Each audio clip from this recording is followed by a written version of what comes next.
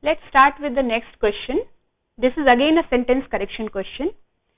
Let's look at the 5 statements which have been given. We have to find the correct statements.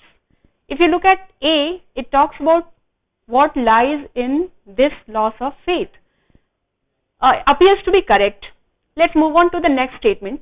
One cause is the feeling that an overly loose monetary policy got the economy into this mess.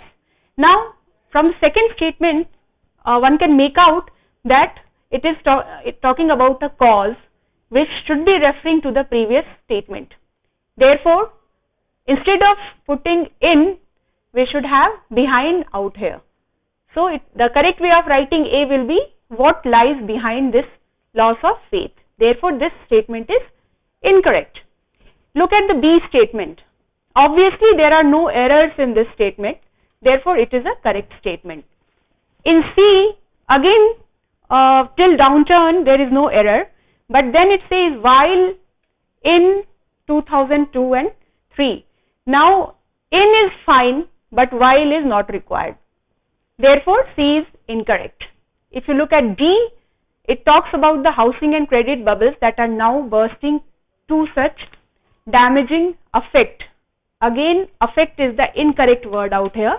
Rather, it should be effect because we are talking about the impact. Look at the E statement, which is talking about the legacies of that boom. Till here, it is absolutely correct. But if you look at the last part, it says prop the spending, which is meaningless out here. The correct prepositional phrase which can be used out here is to add prop with up. Prop up will mean something that supports. Therefore, the correct option will be 5.